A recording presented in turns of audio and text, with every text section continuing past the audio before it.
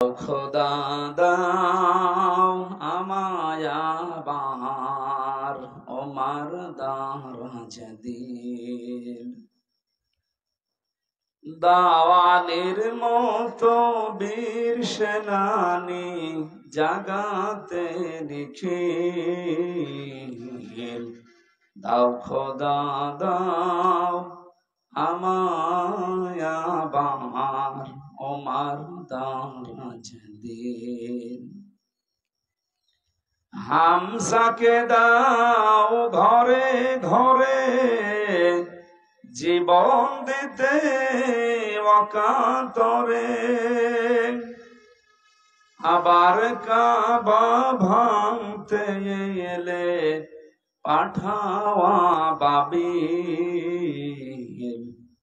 দাও খোদা দাও আমায় আবার ওমার দারাজ দিল সচ্চাই মান দিয়ে পাঠাও শত সাহাবা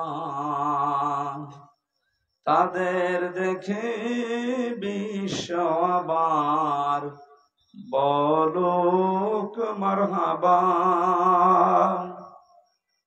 আবার পাঠাও আবু বকর ফিতনা ফাসাদ শোক সমর অনড় অটুট পাহাড় সম দাও সে মনের মিল দাও খোদা দাও আমায় আবার ওমার দারাজ দিল। আলহামদুলিল্লাহ। দিনাজপুর জেলার সদর থানার অন্তর্গত পাঁচবাড়ি হাই স্কুল ময়দানে এলাকাবাসী কর্তৃক আয়োজিত তাফসীরুল কোরআন মাহফিলের স্বনামধন্য সভাপতি হাজিউল হারামাইন আলহাজ মোহাম্মদ আব্দুল বারী, সহ সভাপতি বিশিষ্ট আইনজীবী জনাব অ্যাডভোকেট তৌহিদুল হক আতালাল্লাহু উমরাহু ওয়া বারাকাল্লাহু ফি হায়াতি, বলেন আমিন। মাহফিলের প্রধান অতিথি নবনির্বাচিত চেয়ারম্যান দিনাজপুর সদর উপজেলা পরিষদ, আমাদের অভিভাবক জনাব মোহাম্মদ এমদাদ সরকার, বিশেষ অতিথি হিসাবে অনেকগুলো মানুষের নাম এখানে দেখতে পাচ্ছি। একবারে দোয়া করছি সবার জন্য, ওয়ারাফা'না লাকা যিকরাক, নাকি একটা একটা করে দোয়া করব? অনেক সময় হয়ে গেছে, রাত 10টা বাজে ফেরায়। আল্লাহ তাদের সম্মান মর্যাদা শুধু দুনিয়া না, অভয় জগতে যেন দান করে। প্রায় 5 ওয়াক্ত নামাজের পরেই একটা আয়াত মানুষ পড়ে আমরা দেখি। কাবা শরীফ তাওয়াফ করার সময় দেখেছিলাম লক্ষ লক্ষ মানুষেরা রুকনে ইয়ামিনী থেকে হজরে আসওয়াদ এই জায়গাটা পার হওয়ার সময় পড়ছিল রব্বানা আতিনা ফিদ দুনিয়া হাসানা ওয়া ফিল আখিরাতি হাসানা ওয়া কিনা আযাবান নার। এর ভেতরে 16টা বিষয় আছে। কয়টা? মানুষ কাবার সামনে নিয়ে বলে, আল্লাহ আমাকে দুনিয়ায় শান্তি দাও, স্বস্তি দাও, নিরাপত্তা দাও, কল্যাণ দাও, আখেরাতেও শান্তি, স্বস্তি, নিরাপত্তা, কল্যাণ দিও, আর জাহান্নামের আগুন থেকে আমাদের সবাইকে বাঁচাও। তাফসীরে মুফাসসিরিন ইকরাম লিখেছেন, কেউ যদি ফিদ দুনিয়া হাসানা, দুনিয়ার কল্যাণ চায়, কমপক্ষে 10টা জিনিস তাকে দুনিয়ায় পাওয়া লাগবে। কয়টা? আফিল আখিরাতি হাসানা, আখিরাতের হাসানা বা কল্যাণ আমাদেরকে দাও। কেউ যদি সত্যি আখিরাতের হাসানা কল্যাণ পায়, সে 5টা জিনিস পাবে। ওয়াকিনা আযাবান নার, জাহান্নাম থেকে আমাদেরকে বাঁচাও। আব্দুল্লাহ ইবনে মাসউদ রাদিয়াল্লাহু তাআলা আনহু এই আয়াতের তাফসীর করতে গিয়ে তিনি বলেন, জাহান্নাম থেকে বাঁচার উপায় মাত্র একটা। কয়টা? তাহলে 10, 5 আর 1 কত হয়?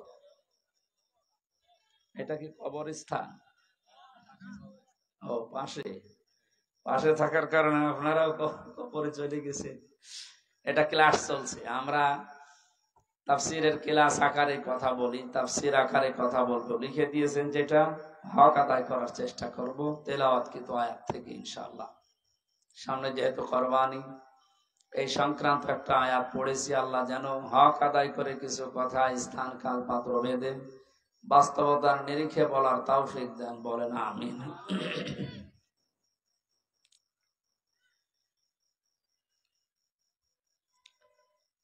দিনাজপুরবাসী মঞ্চে যারা উপস্থিত আছেন, বিশেষ করে জেলায় আসলে আমার বিশ্ববিদ্যালয়ের বন্ধুবর মুফাসসিরে কোরআন জনাব মাওলানা হাফেজ মাহফুজুর রহমান, আরফা'না লাকা যিকরাক, আল্লাহ তার সম্মান মর্যাদা দুনিয়া আখিরাতে আরো বাড়িয়ে দেন। এতক্ষণ যারা আলোচনা রাখলেন, বিশেষ করে আপনাদের এলাকার সন্তান যারা মাওলানা হারুনুর রশিদ, মাওলানা শফিকুল ইসলাম সহ নাম না জানা অন্যান্য ওলামা ইকরাম, সামনে বসা মুসলমান ভাইরা, পর্দার আড়ালের সম্মানিতা মা এবং বোনেরা, প্রশাসনের ভাইরা, প্রাণ প্রিয় দিনাজপুরবাসী, সহজ সরল মানুষগুলো জান্নাতে যাবে আগে। বাংলাদেশের 64 জেলার ভেতরে রংপুর বিভাগে যে 8টা জেলা আছে, এই জেলার মানুষগুলোকে অন্যান্য বিভাগের মানুষেরা একটু সরল মনে করে একটা নাম দিয়েছে। নামটা যাই হোক, আপনারা সরল এই কারণে দিয়েছে। 2 নম্বরে, বাংলাদেশের অন্যান্য বিভাগের তুলনায়, বিশেষ করে চট্টগ্রাম, ঢাকা, সিলেট এর তুলনায় রংপুর বিভাগের মানুষেরা তুলনামূলক একটু গরিব। আর নবীজি জানিয়েছেন, গরিব মানুষ ধনী মানুষের চাইতে 500 বছর আগে জান্নাতে যাবে। সহজ সরল একদিকে, গরিব আর একদিকে, সব দিকে আপনাদের লাভ আছে। এখানে আল্লাহ যে একটা নিয়ামত দিলেন, 500 বছর আগে জান্নাতে যাওয়ার একটা ঘোষণা নবীর মাধ্যমে আপনারাই পেয়েছেন এই দেশে, বলেন আলহামদুলিল্লাহ। অনেকে মনে করছে হুজুর হাওয়া দিচ্ছে, আমি হাওয়া না, হাদিস। আপনারা সত্যিই যদি ঈমান আর আমল ঠিক রাখতে পারেন, চট্টগ্রাম, সিলেট, ঢাকা বিভাগের তুলনায় আমার এই হাদিস অনুযায়ী বলতে পারি আমরা 500 বছর আগে জান্নাত পাবো ইনশাআল্লাহ। আমার বাড়ি খুলনা বিভাগে, আমরাও গরিব মানুষ, আপনাদের পেছনে আমরাও আছি। সম্মানিত ভাইরা, এই দেশটা নিয়ে গোপন একটা ষড়যন্ত্র চলছে। মাননীয় প্রধানমন্ত্রী শেখ হাসিনা 14 দলের সাথে কয়েকদিন আগে একটা গোপন মিটিং ছিল। শেষের 4-5টা কথা আপনারা অনেকে শুনেছেন, জেনেছেন এবং এখনো জানছেন। উনি আশঙ্কা পেশ করেছেন জাতির সামনে। পার্বত্য চট্টগ্রামের কয়েকটা জেলা এবং মায়ানমারের কিছু অংশ নিয়ে সাদা চামড়ার যারা আছে, মোড়ল বলে আমরা যাদেরকে জানি, এরা একটা স্বাধীন খ্রিস্টান রাষ্ট্র গঠন করার জন্য গোপন আন্দোলন চালিয়ে যাচ্ছে। আপনাদের রংপুর বিভাগে বিশেষ করে লালমনিরহাট, কুড়িগ্রাম, এই 2টায় ওদের মিশন চলছে এখনো গোপনে, খ্রিস্টান মিশনারির মাধ্যমে, কাদিয়ানীদের মাধ্যমে। এগুলো এই সমস্ত এলাকার চাইতে বেশি চলছে পার্বত্য চট্টগ্রামের রাঙ্গামাটি, খাগড়াছড়ি, বান্দরবন আর মায়ানমারের কিছু অংশ নিয়ে। ওনারা জানেন পৃথিবীতে 228টা রাষ্ট্র আসে, স্বাধীন পরাধীন মিলিয়ে। ওরা কিছুদিন আগে পূর্ব তৈমুর এবং দক্ষিণ সুদানের মতো রাষ্ট্রকে স্বাধীন খ্রিস্টান রাষ্ট্র ঘোষণা দিয়ে ফেলেছে। প্রধানমন্ত্রীর আশঙ্কা যদি সত্য হয়, আর হবে, কারণে সাদা চামড়ার লোকেরা যা শুরু করে শেষ না করে ছাড়ে না। আমাদের জীবদ্দশায় আবার এটা দেখা লাগে কিনা যে বাংলাদেশ ভাগ হয়ে গেছে, এখানে একটা স্বাধীন খ্রিস্টান রাষ্ট্র অলরেডি চলছে। এই সংবাদ কি খুব শুভ সংবাদ? হ্যাঁ, লক্ষ লক্ষ মানুষেরা জীবন দিয়ে এই পৃথিবীতে একটা দেশ স্বাধীন করেছিল, তার নাম বাংলাদেশ। সেই দেশটা এখন অদৃশ্য শক্তির হাতে ভাগ হয়ে যাচ্ছে। তাও মুসলমান রাষ্ট্র যদি হতো, একটা কথা ছিল, খ্রিস্টান স্বাধীন রাষ্ট্র হচ্ছে, এয়ারবেস বানানো হচ্ছে, এখান থেকে শেষ পর্যন্ত এই সমস্ত অঞ্চলের মুসলমানের তো এমনিতেই কোণঠাসা হয়ে আছে, কোন জায়গায় যে পৌঁছাবে আল্লাহ বলার মতো সুযোগ থাকবে কিনা তাও তো চিন্তায় আছে। আমরা এমনিতে যে অবস্থায় এখন বাস করছি, এরকম টুপিওয়ালা দাড়িওয়ালা 10টা মানুষকে আপনি বাড়িতে নিয়ে খাবার খাওয়াবেন, 5 বার থানায় কল চলে যাবে যে গোপন মিটিং হচ্ছে। এই যদি হয় আমাদের এখনকার অবস্থা, আর ওইটা তৈরি হয়ে গেলে কোন জায়গায় যাবে আপনি বলেন। তামাম দুনিয়ায় যে 5টা সমস্যা সবচাইতে বেশি এখন, তার ভেতরে সন্ত্রাস, জঙ্গিবাদ নামে যেটা ধোয়া তুলে মুসলমানদেরকে কালার করার জন্য তামাম দুনিয়ার ইহুদি, খ্রিস্টান, বৌদ্ধ সব জাতিরা এক হয়ে চেষ্টা চালিয়ে যাচ্ছে। আমি মুসাফির অবস্থায় আছি, মাজলুম অবস্থায় এখনো আছি। কারণ মাজলুম হওয়ার জন্য যে 3টা বিষয় লাগে, তার 3টাই আমার ভেতরে আছে। মাজলুম অবস্থায়, মুসাফির অবস্থায়, অসুস্থ অবস্থায় দোয়া করছে দিনাজপুরের ময়দানে, আল্লাহ প্রধানমন্ত্রী আশঙ্কা যেন এদেশে বাস্তবায়ন না হয়, হলে সমস্যা হয়ে যাবে আমাদের। পূর্ব তৈমুরের মতো, দক্ষিণ সুদানের মতো যদি এদেশে এখন ওরা যে কায়দায় চালায়, 228টা রাষ্ট্রের মাত্র 56-57টা মুসলিম রাষ্ট্র, বাকি কতগুলো ইহুদি, খ্রিস্টান, বৌদ্ধ, মাজুসি রাষ্ট্র আপনি হিসাব করেন। একটা গণভোটের মাধ্যমে শেষে দেখা যাচ্ছে ঘোষণা হয়ে গেছে যে এটা দক্ষিণ সুদানের মতো, পূর্ব তৈমুরের মতো স্বাধীন খ্রিস্টান রাষ্ট্র বাংলাদেশের ওই অঞ্চল নিয়ে শুরু হয়ে গেছে। আল্লাহ তুমি আমাদের বাঁচাও, আমাদের দেশের স্বাধীন সার্বভৌমত্ব, স্বাধীনতা এটা যেন অখণ্ড থাকে, বলে না আমিন। মাসটা আরবিতে জিলকদ, জিলহজ মাস শুরু হয়ে গেছে। এ মাস আসার পরে নবীজি কমপক্ষে কয়েকটা কাজ উম্মতদেরকে করার জন্য নির্দেশ দিয়েছেন। আমরা কয়েক মিনিটে নবীর ওই নির্দেশগুলো একটু শুনি, যদি পালন করতে পারি। 1 নম্বর, এ মাস আসলে বিশ্ব নবী রোজা রাখতেন, যেদিন কোরবানির ঈদ শুরু হবে ওই দিনের আগ পর্যন্ত। সুতরাং আজকে আমার মনে হয় রোজা রাখা ভালো ছিল। যারা রাখেন না নফল রোজা, এটা খুব জোর দিয়ে বলছি না, রাখবেন যদি পারেন। রোজা রাখলে শরীর সুস্থ থাকে এবং অনেক দিক থেকে উপকার আছে। যারা গ্যাস্ট্রিক, আলসার এই সমস্ত রোগের দোহাই দিয়ে রোজা রাখতে চান না, বিশ্বনবী যে সিস্টেম গুলো চালু করেছিলেন, প্রত্যেক মাসে 3টা করে রোজা রাখতেন, প্রত্যেক সপ্তাহে 2টা করে রোজা রাখতেন, আশুরার যে রোজা রাখতেন, জিলহজ মাসের যে রোজা রাখতেন, রমজানের রোজা রাখতেন, এগুলো খেলা করার জন্য আমাদের উপরে দেয় না। নবীজির অন্যান্য রোগ আমরা দেখতে পেয়েছি, কিন্তু কোনোদিন পেটের পীড়া, গ্যাস্ট্রিক, আলসার এই রোগ নবীজির ছিল না। কারণ রোজা রাখলে ওই রোগগুলো আস্তে আস্তে ভালো হয়ে যায়। সুবহানাল্লাহি ওয়া বিহামদিহি। যাদের অভ্যাস আছে আপনারা রাখবেন, সুস্থ থাকতে পারবেন। 2 নম্বরে, মাস আসলে নবীজি জিকির বাড়িয়ে দিতেন। কি বাড়াতেন? বলেন বলেন। জিকির মানে আমাদের এই তাহেরি ভাইয়ের মতো জিকির না, এও জিকির করে। আল্লাহর নামে কিছুক্ষণ জিকির চালায়, এরপরে এমন এমন মানুষের নাম নিয়ে জিকির করে যেটা প্রকাশ্য শিরক। প্রকাশ্য কি? তার কথাগুলো কোরআনে কারিমের 2টা আয়াতের পুরা বিরুদ্ধে। সূরা আনআম 50 নম্বর আয়াত আর সূরা হুদ 34 নম্বর আয়াত, এই সমস্ত আয়াতের পুরা বিরুদ্ধে ওই মাওলানার কথা। মাওলানা বলে ভুল হবে।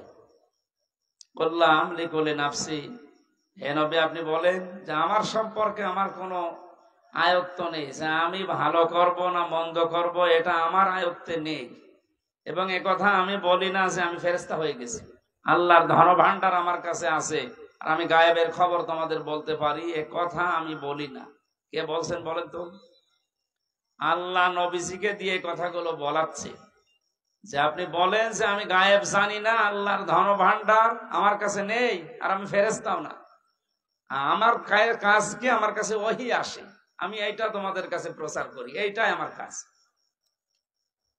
অথচ আল্লাহর ধন রসুলকে দিয়ে আল্লাহ গেছে গায়েব হয়ে। সমস্ত উল্টা পাল্টা কথা যারা জিকিরের নাম দিয়ে আজ চালাচ্ছে জাতির ভেতরে, কোরআনের আয়াতের বিরুদ্ধে গেলে মানুষ কাফের হয়ে যায়, মুশরিক হয়ে যায়। কি হয়ে যায়? কোন কাফেরের মুশরিকের জানাজা পড়া জায়েজ আছে? এখন যারা জেনারেল শিক্ষিত মানুষগুলো, বিশেষ করে নবনির্বাচিত চেয়ারম্যান সহ যারা বসে আছে, এ কথা বললে ওনারা ধারণা করবে এক হুজুর আর এক হুজুরের বিরুদ্ধে বলছে। ও হুজুর ওরে বললে গুনাহ হবে, ওর তো আর ইমানই নেই, ও তো কাফের হয়ে গেছে। কোন কাফেরের মুশরিকের জানাজা পড়া জায়েজ আছে? কেউ যদি জেনে শুনে কোনো হারাম কাজ করে তারও ঈমান নষ্ট হয়ে যায়। আমি জেলখানায় 3টা বছর পার করে আসলাম, কয়েকদিন আগে এসেছি। মাওলানা মামুনুল হক আমার সাথে ছিল। যতদিন ওনার সাথে সকালে আর দুপুরে খাবার খেতাম, মাঝে মাঝে আমারে বলতো, হামজা যদি বাইরে যেতে পারি জীবনে কোনো কাফের মুশরিকের জানাজা পড়াবো না, যাবো না। বললাম এইটা নিয়ে আপনি এত কঠিন? এটা কোরআনের সরাসরি নির্দেশ। বিশ্বনবী নিজের চাচা মুশরিক ছিল, আবু তালেব। কি ছিল? বলেন বলেন। সে যখন মারা যাচ্ছিল তার কাছে যে বলেছিলেন, ইয়া আম্মি আবি তালিব লা ইলাহা ইল্লাল্লাহ হাজ্জুল লাকা ইনদাল্লাহি ইয়াউমাল কিয়ামা। বুখারী শরীফের হাদিস। হে চাচা, আপনার জলে বলা লাগবে না, আপনার কানের কাছে শুধু মুখ নিয়ে বলেন যে লা ইলাহা ইল্লাল্লাহ মুহাম্মাদুর রাসূলুল্লাহ বলার দরকার নেই, কারণ ওইটার সাক্ষী তো আমি হয়েছি। আপনি শুধু আল্লাহর একত্ববাদের এই স্বীকার আমার কানের কাছে মুখ নিয়ে করেন, আমি কিয়ামতের দিন আল্লাহর কাছে ঝগড়া করে আপনাকে জান্নাত দিয়ে দেব। পাশে দাঁড়িয়েছিল আবু জেহেল আর আবু সুফিয়ান। ডাক দিয়ে বলে, নেতা পড়বা? সারা জীবন বাপদাদার ধর্ম অনুসরণ করলে এখন ভাতিসারে নতুন ধর্ম গ্রহণ করে কলঙ্কিত হবা।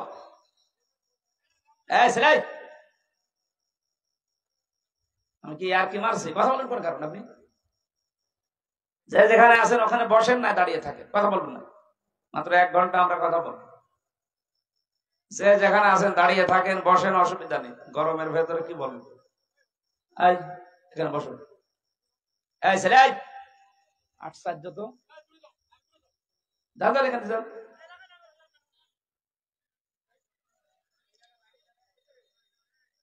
এটা কি ডিজে গানের অনুষ্ঠান?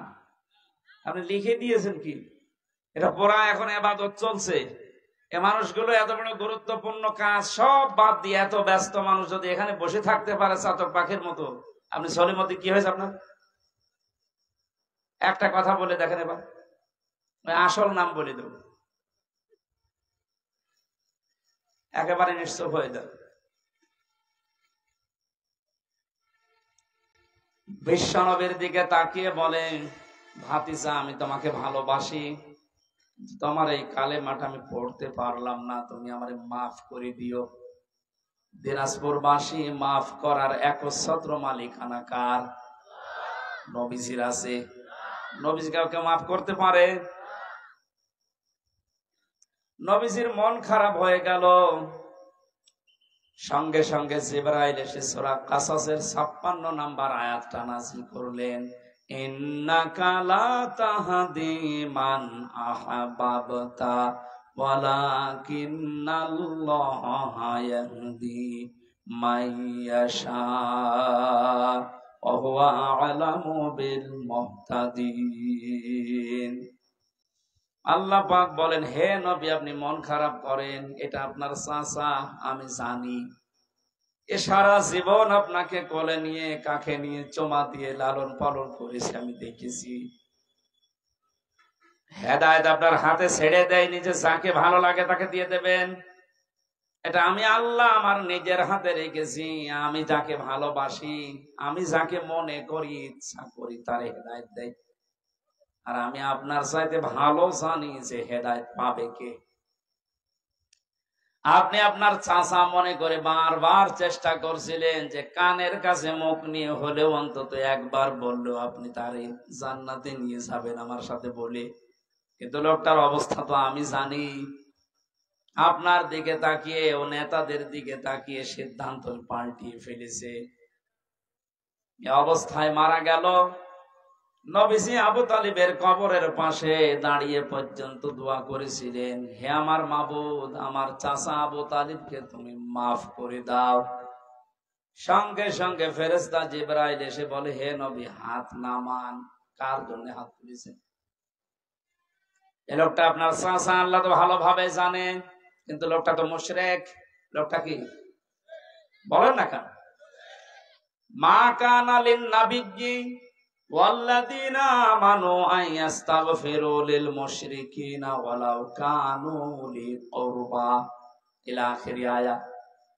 সূরা তাওবা 11 নম্বর পারার 4 নম্বর পৃষ্ঠা 4 নম্বর লাইনের 113 নম্বর আয়াতের প্রথম অংশে আছে।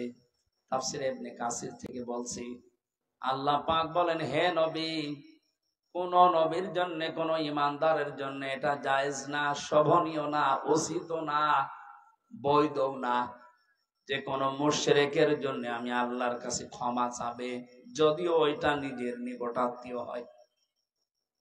এটা আপনার চাচা, আমি তো জানি আপনার আপন চাচা, কিন্তু লোকটা মুশরিক। আপনার জন্য শুধু না, কিয়ামত পর্যন্ত এই আয়াতটা কোরআনে থাকবে। ইমানদার যারা, তারাও যেন মুশরিকের জন্য দোয়া না করে, ক্ষমা না চায়। এই আয়াত আমি মানালাম। হ্যাঁ, আপনি একটু চিন্তা করেন তো, যে নবী হাত তুললে আল্লাহ ফেরত দিয়েছে, আমি কোনোদিন পাইনি। ওনার হাতও তোলা লাগে নাই, মনের ভেতরে কামনা বাসনা আসলে কবুল হয়ে যেত। আমরা জানি যে কাবা শরীফ বাদ দিয়ে নবীজি 16 থেকে 17 মাস পর্যন্ত বাইতুল মুকাদ্দাসের দিকে নামাজ আদায় করেছিলেন।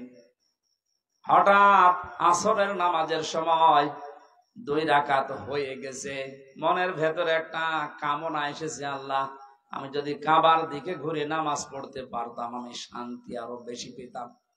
সঙ্গে সঙ্গে কোরআনের আয়াত আল্লাহ নাযিল করেছেন নামাজের ভেতরেই, قد نرى تقلب وجهك في السماء। হে নবী, আপনি বারবার আকাশের দিকে তাকান কেন? আমি বুঝি 2 রাকাত নামাজ হয়ে গেছে, আপনার মনের আকাঙ্ক্ষা অনুযায়ী বাকি 2 রাকাত নামাজ আপনি কাবার দিকে নামাজের ভেতরে ঘুরে পড়েন।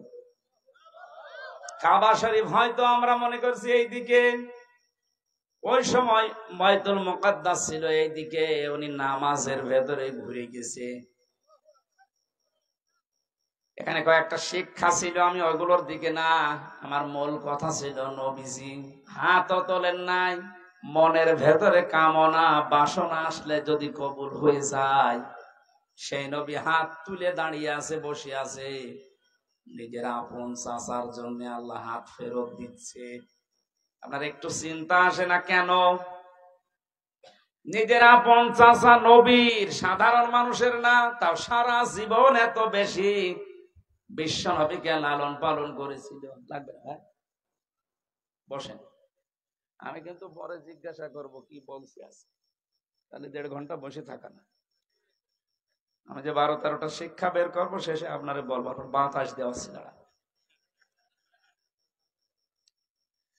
দিনাজপুরবাসী বিশ্বনবী মুহাম্মদ রাসূলুল্লাহর মতো এরকম নামি দামি মানুষের চাচা মারা গেলে যদি আল্লাহ হাত ফেরত দেয়, চাচা মুশরিক। আমি হামজার মতো,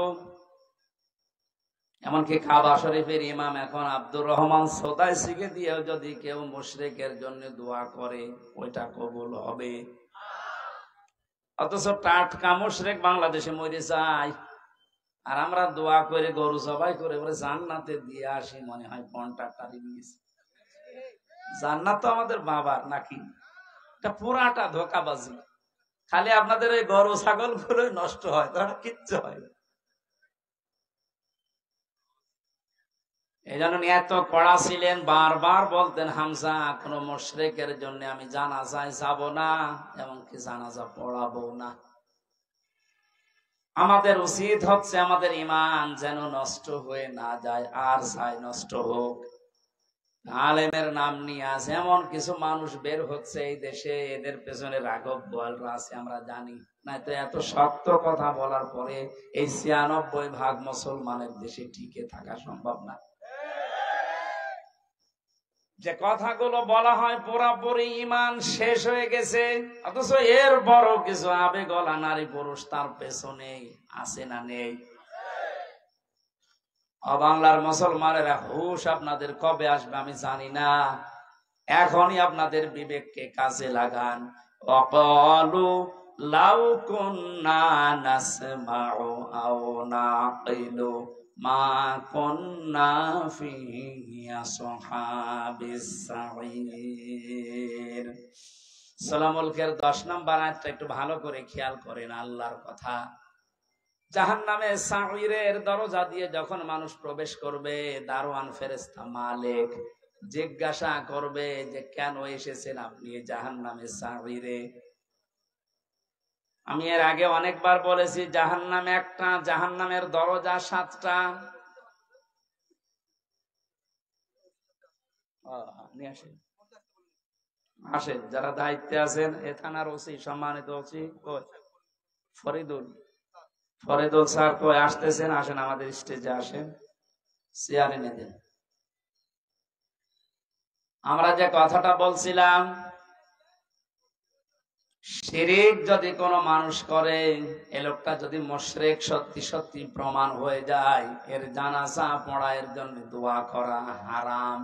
আর কেউ যদি জেনে শুনে কোনো হারাম কাজ করে, তার ঈমান নষ্ট হয়ে যায়। এ পর্যন্ত বুঝেছেন? সুতরাং যারা জাতিকে আর শিরিকের দিকে ধাবিত করছে জিকিরের নাম নিয়ে, জিকির হবে কার নামে বলেন তো? আল্লাহ বাদ দিয়ে কেউ যদি আলী বাবা, শাহ আলী বাবা, দয়াল বাবা, পাগলা বাবার নামে জিকির করে, ও শিরিক করছে না? আর শিরিক করলে তাকে বলা হয় মুশরিক। আর মুশরিকের জানাজা পড়া, দোয়া করা জায়েজ আছে? এখন তো ফতোয়া আপনারা দিতে পারবেন। এজন্য জিলহজ মাস শুরু হওয়ার পরে নবীজি যে 2 নাম্বার কাজ বেশি করতেন সেটা জিকির। কিন্তু এটা হওয়া লাগবে কার নামে? আরো জোরে। জিকিরের শব্দ আমরা কোরআন হাদিসে পেয়েছি মাত্র 4টা। সুবহানাল্লাহ, আলহামদুলিল্লাহ, লা ইলাহা ইল্লাল্লাহু, আল্লাহু আকবার। জিকিরের শব্দ কয়টা বলেন তো? জিকিরের সিস্টেমও আছে 4টা। যেমন তেমন ভাবে যা তা করে আপনি করবেন, এটা ইবাদত হবে না। কারণ এই জিকির তো আর খেলা তোলা জিনিস না, এটা একটা ইবাদত। এটা কি? নামাজে দাঁড়িয়ে যেমন এদিক ওদিকে তাকালে নামাজ হয় না, কথা বললে নামাজ হয় না, হাসলে নামাজ হয় না, হয়? বলেন। নামাজের ভেতরে যদি মন এদিক ওদিকে চলে যায়, আমলে কাসির হয়, তাও নামাজ হয়। ওটা যদি ইবাদত হয়, জিকিরও কি? জিকির যদি ইবাদত মনে করে কেউ করে থাকেন, শব্দ হচ্ছে জিকিরের। আবার বলেন তো কয়টা? বলেন। সিস্টেম 4টা। 1 নম্বরের শব্দ হচ্ছে আযকুর রাব্বাকা ফি নাফসিকা তাদাররুআ ওয়া খিফাতা ওয়া দুনাল জাহরি মিনাল কওলি ইলা আখিরি আয়াত। সূরা আরাফের 205 নম্বর আয়াতের প্রথম অংশে আছে, হে নবী আপনার রবকে আপনি যখন ডাকবেন মনে মনে ডাকবেন। কিভাবে?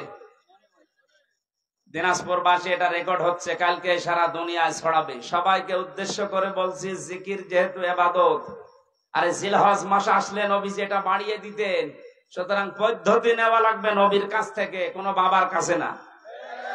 1 নম্বরের শব্দ কি? সুবহানাল্লাহ। 2 নম্বরে আলহামদুলিল্লাহ। 3 নম্বরে লা ইলাহা ইল্লাল্লাহ। 4 নম্বরে আল্লাহু আকবার। এর বাইরে কোনো জিকিরের শব্দ নেই। যদি থাকে ওগুলো দোয়া ধরবে। আমি কিছুক্ষণ আগে যেটা বললাম ওটা কোরআনের আয়াত, দোয়া হিসাবে আমরা পড়ি রব্বানা আতিনা ফিদ দুনিয়া হাসানা, দুনিয়ায় আমাদের কল্যাণ দাও। ওটা একটা দোয়া, আমরা পড়ি কোরআনের আয়াতকে দোয়া হিসাবে। আর জিকির এটা ইবাদত, এটা নামাজের মতো, হজের মতো, যাকাতের মতো। এটা কি? বলেন। শব্দ যে 4টা বললাম, এর বাইরে কোন শব্দ আছে? এমনকি ইয়া রাসূলুল্লাহ, ইয়া রাসূলুল্লাহ জিকির করা হারাম। জিকির রাসূলের নামে নেই, রাসূলের নামে আছে দরুদ শরীফ। রাসূলের নামে কি? জিকির শুধুমাত্র করা লাগবে কার নামে? উযকুরুল্লাহা কামা আল্লামাকুম। জিকির করো ওইভাবে যেভাবে আল্লাহ শিখিয়েছেন। তা আল্লাহ সূরা আরাফের 205 নম্বর আয়াতে তো শিখিয়ে দিলেন আপনার রবের জিকির করবেন মনে মনে। 2 নম্বরে ভীত সন্তুষ্ট হয়ে, 3 নম্বরে কান্না জড়িত কণ্ঠে, 4 নম্বরে উচ্চ আওয়াজ বাদ দিয়ে। রেকর্ডকে তো বিষয় ছড়িয়ে দেবেন কালকে। সারা পৃথিবীর মুসলমানদেরকে বলছি, যেখানে যান এই চারটা সিস্টেমের বাইরে যদি কেউ জিকির দেয়, ওটা জিকির না, ওটা ওর ফিকির।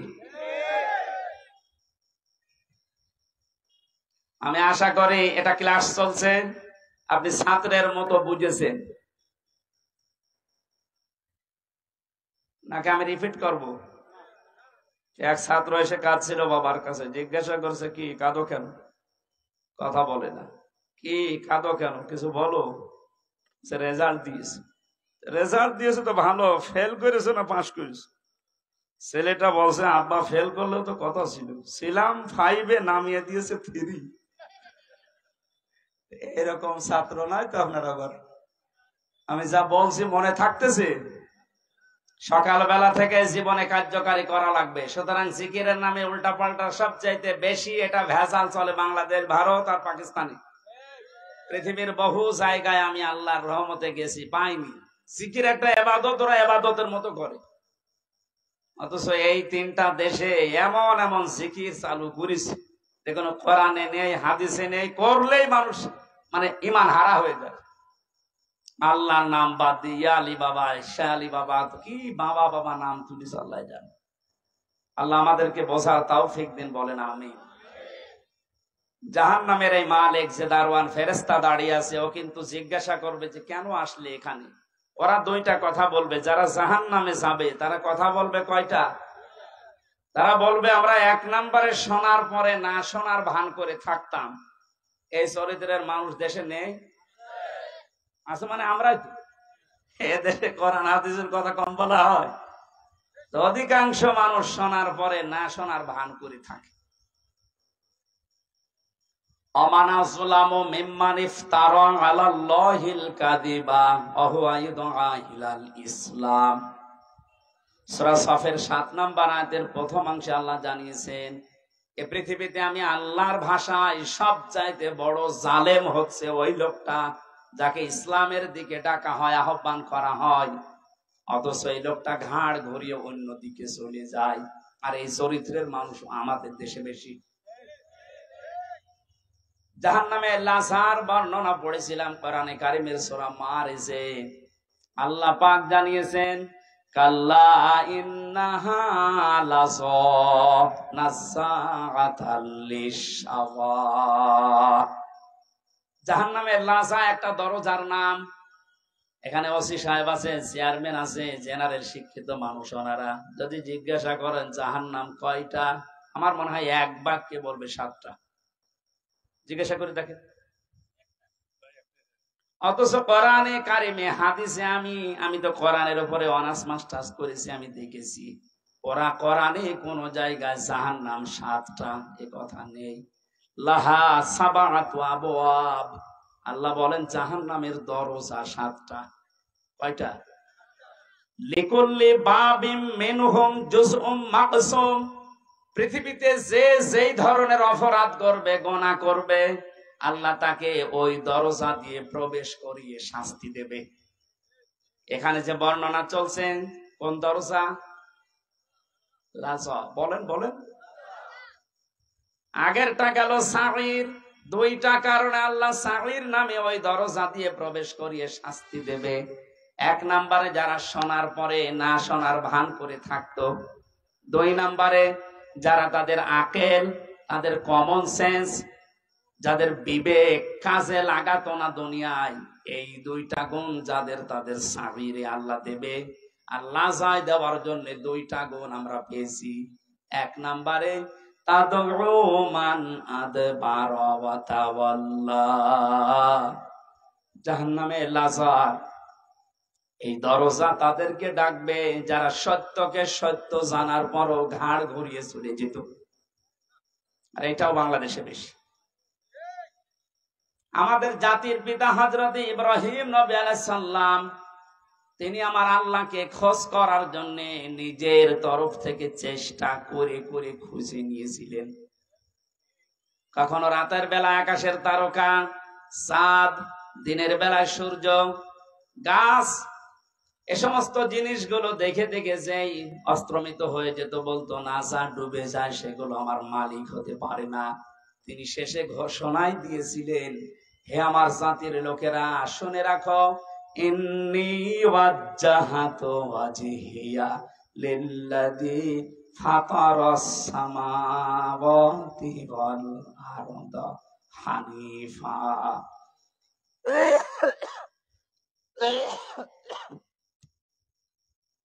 ওয়ামা আনা মিনাল মুশরিকিন। এটা জায়নামাজের দোয়া বলে অনেকে চালায়। না, এটা জায়নামাজের দোয়া না।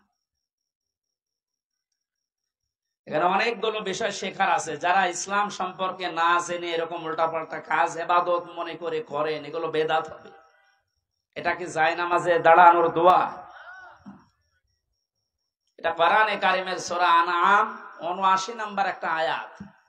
এই আয়াতটার ভেতরে ৩টা বিষয় আল্লাহ মানুষকে জানাতে চেয়েছেন। মানুষ যখন মেন্টালিটি ঠিক করবে, নামাজে দাঁড়ানোর প্রস্তুতি নেবে, তখন যেন আল্লাহু আকবার বলার পরে এই দোয়াটা আগে পড়ে, এরপরে নামাজ শুরু করবে। আল্লাহকে বলা লাগে যে ইন্নী ওয়াজ্জাহাতু, আমার চেহারা আমি ঘুরিয়ে দিলাম। চেহারা মানে শুধু এটা না। এই যে আমরা জানি যে মুসলমান, তামাম দুনিয়ার সব মুসলমান একটা শরীরের মতো। একটা শরীরের মতো কোন জায়গায় যদি আঘাত লাগে, শরীরের মাথা যেমন টের পায়, তামাম দুনিয়ার মুসলমানের কোন জায়গায় যদি আঘাত লাগে, বাংলাদেশ থেকে অন্তত আপনি এটা টের পাবেন। আমি কয়েকদিন আগে একটা ঘটনা শুনছিলাম। চিত্রনায়ক ছিল মিঠুন, নাম শোনেননি? এই লোকটা পরবর্তীতে সিনেমা জগৎ ছেড়ে দিয়ে, চলচ্চিত্র বাদ দিয়ে চলে আসে ইসলামের লাইনে। ওনার ব্যক্তিগত একটা কাহিনী শুনলাম। একজন মারা গেছে, ওনার কাছে খবর দেওয়ার পরে বলছে একটা লোক বিপদে পড়েছে, পড়ে যাও, মারা গেছে। উনি ইন্না লিল্লাহ পড়লেন না, একটু আফসোস করবেন, করেন। কি হয়েছে ভাই আপনার? একজন মারা গেল, বিপদে পড়লো, আপনি ইন্না লিল্লাহ পড়েন বা অন্য কোনো কিছু বলেন? বলছে না, আমার মনের ভেতরে তো ওই রকম কিছু আসতেছে না। কারণ আল মুসলিম আখুল মুসলিম, মুসলমান মুসলমানের ভাই। নবীজির হাদিস ছিল তামাম পৃথিবীর সব মুসলমান একটা শরীরের মতো। শরীরের কোন জায়গায় আঘাত লাগলে যেমন তামাম শরীরে খবর হয়ে যায়, আপনি আমাকে খবর দিলেন যে একজন মুসলমান বিপদে পড়েছে, মরে গেছে। তা আমার শরীরের ভেতরে তো সেরকম কোন অনুভূতি আমি পাচ্ছি না। তা আমার মনে হয় তার কিছু হয়নি। পরবর্তীতে খোঁজ নিয়ে দেখা গেল, হ্যাঁ সত্যিই ও বিপদে থেকে বেঁচে গেছে। আমি এটা দ্বারা বোঝাতে চাচ্ছিলাম, একজন মুসলমানের ভেতরে কিরকম অনুভূতি আসলে সে বুঝতে পারে যে আমার মুসলমান ভাই বিপদে পড়েনি।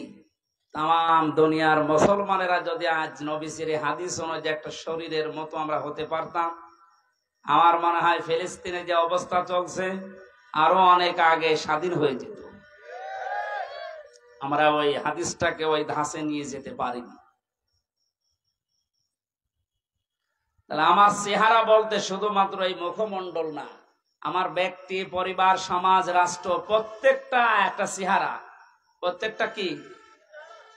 এই চেহারা গুলো আমি সব আজ ঘুরিয়ে দিলাম আল্লাহ তোমার দিকে। তুমি আসমান আর জমিন বানিয়েছো আমি খেলা করার জন্য, লোক দেখানোর জন্য না। হানিফা, একনিষ্ঠ ভাবে আমি ঘুরিয়েছি। এখন আমি আর কারো দিকে নেই। আমি চীনের দিকে নেই, আমেরিকার দিকে নেই, রাশিয়ার দিকে নেই, ভারতের দিকে নেই, আমি আছি তোমার দিকে। এই কথা বলে মানুষ একটা নামাজে দাঁড়ায় আল্লাহু আকবার বলার পরে এই কথা বলতেছে, ও কোন জায়গায় আছে আপনি টের পাচ্ছেন? আল্লাহর সামনে সরাসরি দাঁড়িয়ে। আমান আমিনাল মুশরিকিন, আর বলছে আল্লাহ আমি কিন্তু মুশরিক না। জাতির পিতা হযরত ইব্রাহিম আল্লাহকে খোঁজ করে করে তিনি পেয়েছিলেন। আর আমাদেরকে ইসলামের নিয়ম নীতিগুলো চোখে আঙ্গুল দিয়ে দেখিয়ে দিলেও আমরা অনেকে মানতে চাই না। আমি এটা বোঝাতে চাচ্ছিলাম। জাহান্নামে লাজার এই দরজা তো তাদের ডাকবে যে মানুষগুলোকে সত্য জানার পরও যারা অহংকার করে ঘাড় ঘুরিয়ে দুনিয়া থেকে মুখ ফিরিয়ে চলে। আর এটা দিন দিন এদেশে বেড়ে যাচ্ছে। যারা মাল সম্পদ জমা করে আর এগুলো সংরক্ষণ করা যায় কি করে সেই চেষ্টায় থাকে সব সময়।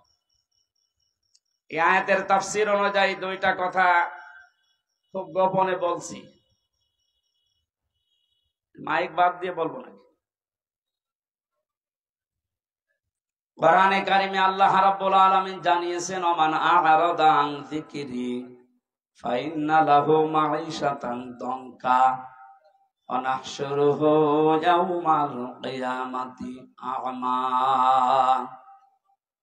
সূরা তাহার 124 নম্বর আয়াতে আল্লাহ পাক জানিয়েছেন, আল্লাহর বিধান, আল্লাহর আইন বাদ দিয়ে পৃথিবীতে কেউ যদি উপায় করে, টাকা পয়সা কামাই করে, ইনকাম করে, দুইটা ক্ষতি হবে তার। এক নম্বরে আল্লাহ তার দুনিয়ার জীবনটা দঙ্কা সংকীর্ণ করে দেবে। দঙ্কা শব্দের যতগুলো ব্যাখ্যা আমি পেয়েছি বিভিন্ন তাফসিরে, বিশেষ করে ফি জিলাল কোরআন, সাইয়্যিদ কুতুব রহমাতুল্লাহ আলাইহি উনি দঙ্কার ব্যাখ্যায় 7টা বিষয় তুলে এনেছেন। আপনারা শুনতেছেন নাকি আমি মাছের কাহিনী শুরু করব? না, আমার মাছের কাহিনী মুখস্থ আছে, আমি বলি আপনারা তা ধরে বসে থাকেন। এটা ক্লাস চলছে, বললাম না 1 ঘন্টার কোরআনের একটা ক্লাস চলছে, ক্লাসের মতো আরো অ্যাক্টিভ হয়ে থাকেন, সব বাদ দেন। যারা ইনকাম করবে অবৈধ দুনিয়াতে উল্টা পাল্টা, তাদের এই ইনকামের বিষয়ে দঙ্কা দিয়েছেন আল্লাহ। কি দিয়েছেন? এটা মনে হয় ফেরেশতাদের জন্য। কাদের জন্য? যেহেতু ইনকাম উপায় আমরা করি, আর কোরআন আল্লাহ আমাদের উপরে নাযিল করেছে, আর এই কোরআনে এই আয়াত আছে সূরা তাহা 19 নম্বর পৃষ্ঠা 124 নম্বর আয়াত।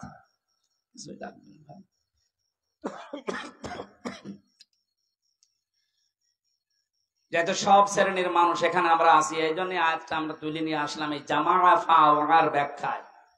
যারা অবৈধ ইনকাম করছেন, আপনি মনে করছেন আমরা মাত্র 5000 মানুষ শুনছি, না, এটা এখন তাম দুনিয়ায় ছড়াচ্ছে। সবাইকে উদ্দেশ্য করে বলছি, যারা অবৈধ ইনকাম এখনো থামাননি, থামেন। টাকা পয়সা যারা জমা করতে আছেন, আর রক্ষণ করবেন কি করে, সংরক্ষণ করে রাখবেন এই চিন্তায় আছেন না, আপনি পারবেন না। তাহলে আল্লাহর দঙ্কা এই শব্দটা মিথ্যা হয়ে যাবে। আল্লাহ তার কোরআনকে দুনিয়ায় মিথ্যা প্রমাণ করবে? বলেন। সুতরাং এর ভেতরে যা আছে কার্যকর 100 ভাগ হবে, আর এটা যে হচ্ছে আপনাকে আমি দেখাচ্ছি। দাঁড়া, দঙ্কার কয়টা ব্যাখ্যা বললাম? বলেন বলেন। 1 নম্বরে দুনিয়ার চর্ম চোখে আপনি দেখতে পাবেন আয় উন্নতি ভালোই হচ্ছে, বিভিন্ন লাইন দিয়ে অর্থ সম্পদ, টাকা পয়সা, বাড়ি গাড়ি, ব্যাংক ব্যালেন্স হয়ে যাচ্ছে। টাকা আসবে হয়তো আপনার 10 লাইন দিয়ে। আল্লাহ বলেন, আমার আইন, আমার বিধান, আমার জিকির বাদ দিয়ে যদি ওগুলো উপায় হয়, তোমার ওই টাকা ব্যয় হবে 15 লাইন দিয়ে। ওগুলো আসবে হয়তো 10 লাইন দিয়ে, বাজারের টাকা, ব্রিজের টাকা, কালভার্টের টাকা, কত জায়গার কত জায়গায় আপনি সব সেট করে রেখেছেন, শুধু নিজে কিছু করেন না, ফেরেশতা সেট করা আছে। মাসে মাসে ওখান থেকে আপনার অ্যাকাউন্টে টাকা আসতে আছে। আসবে 10 লাইন দিয়ে, যাবে 15 লাইন দিয়ে। 2 নম্বরের ব্যাখ্যা, যারা অবৈধ ইনকাম করে, তাদের এই অবৈধ জিনিস আল্লাহ দুনিয়াতে তাদের ভোগ করতে দেয় না। এটা যে দেয় না তার প্রমাণ বাংলাদেশে নেই, নাম ধরা লাগবে। সাবেক এই লোকটা গোপালগঞ্জের 4 ভাগের 1 ভাগ নিচে কিনে নিয়েছিল।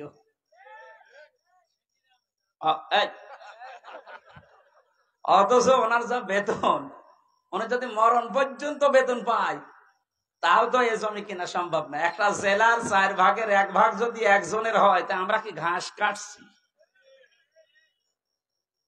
বলেন, এই লোকটার এখন কি আছে? সব হাইকোর্টের মাধ্যমে সরকার নিয়েছে। বাইরে যা ছিল সেগুলো তো বাজেয়াপ্ত। আমার মনে হয় এখন যদি অবস্থায় থাকে, কয়েকদিন পরে দুদক ডেকেছে, শেষ আবার ভিক্ষা করা না লাগে। দঙ্কায় আল্লাহর যে কথা ছিল যে দুনিয়ায় অবৈধ ইনকাম যারা করে, ওদের ওই সম্পদ আল্লাহ দুনিয়ায় ভোগ করতে দেয় না, এটা কি আমেরিকায় যে ব্যাখ্যা করা লাগবে? এ দেশে ব্যাখ্যা শুনে বোঝা যাচ্ছে না? দুনিয়ায় যারা 3 নম্বরের ব্যাখ্যা, যারা পৃথিবীর ময়দান থেকে এভাবে উপায় করে, ওদেরকে আল্লাহ অপমৃত্যু দেয়। মানুষগুলো তো ইমান নসিব হয় না, এমন মৃত্যু হয় দুনিয়া আটকে ওঠে। আমার ঝিনাইদার একজন কয়েকদিন আগে গেছে, 200 কোটি টাকার মামলা। আপনি মনে করেন কি যে 200 কোটি টাকা আপনার এই মুরব্বীরে যদি এখন থেকে বসিয়ে দেন, মরণ পর্যন্ত শুধু গুনতে থাকবে, শেষ করতে পারবে না। 200 কোটি, এটা মানুষের কয় টাকা লাগে এ দুনিয়া চলতে বলেন? মামলা হওয়ার পরে কি হয়েছে দেখেছেন? লাশের টুকরো খুঁজে পাওয়া যাচ্ছে না। তার মেয়ে এখন কান্নাকাটি করছে যে একটা টুকরো অন্তত দেন, অন্তত লাশটা মনে করে দাফন করি, জানাজা পড়াই, তাও পাচ্ছে। কয়েকদিন আগে ভারতের কলকাতার একটা খেজুর গাছে নাকি 2টো বিচি ঝুলেছিল। অনেকে বলছে এইটা এই লোকের বিচি। আমি দেখলাম ফেসবুকে যে বিচি মানুষের অত বড় হওয়ার কথা না, এর ছাগলের বিচি হবে। হয়তো ছাগল জবাই করে বিচি এরকম ঝুলিয়ে দিয়েছে। কোন জায়গায় আল্লাহ নামিয়েছে আপনি তাকান।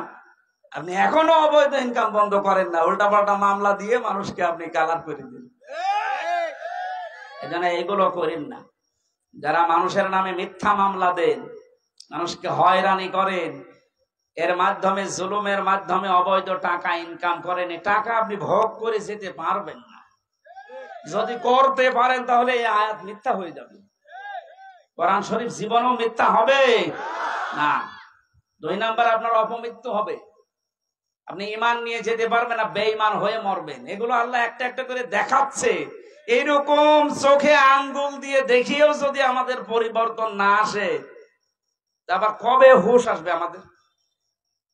আমার দাদা মারা গেছে আমি জেলখানায় থাকতে, উনি মাঝে মাঝে বলতো যে গন্ডার, এর চামড়া এত মোটা, এর কাঁতো কুতু দিলে নাকি 3 দিন পরে টের পায় যে কাঁতো কুতু লেগেছে।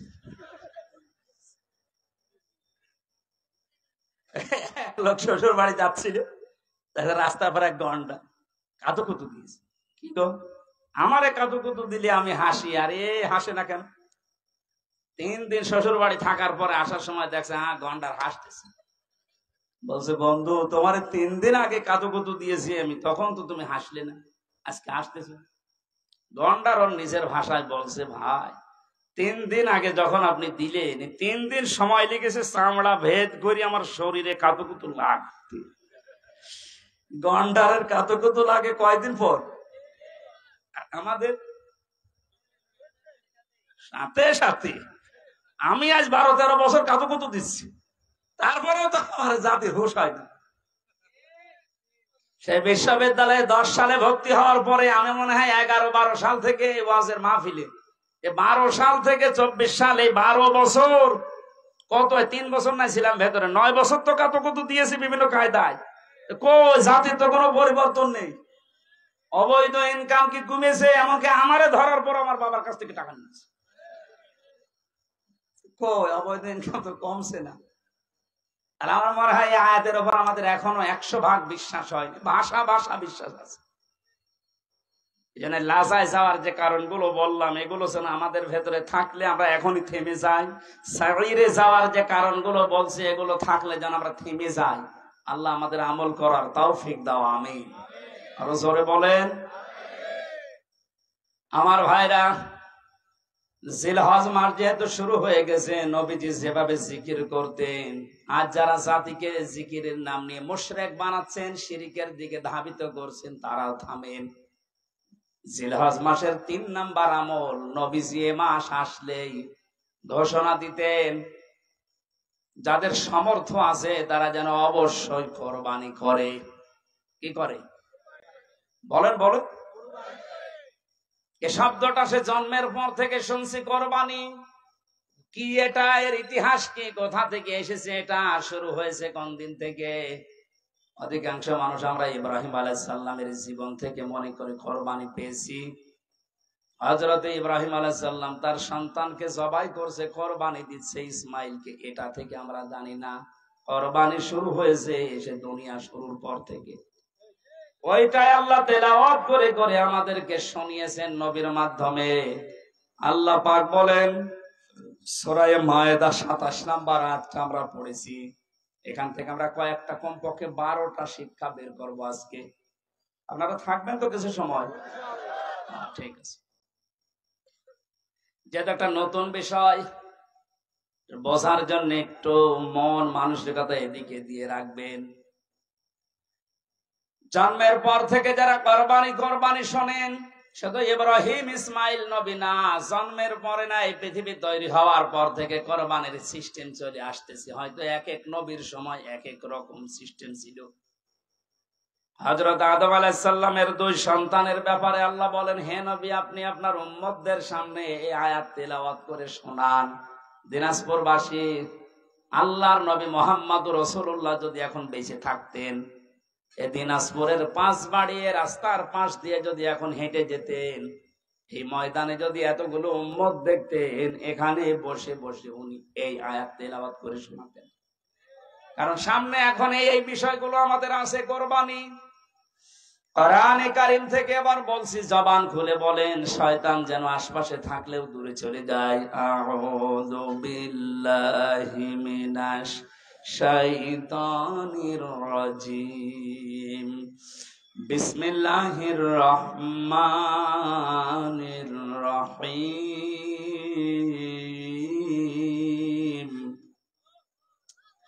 وَاتْلُ عَلَيْهِمْ نَبَأَ بَنِي آدَمَ بِالْحَقِّ ইলা আখিরি আয়াত।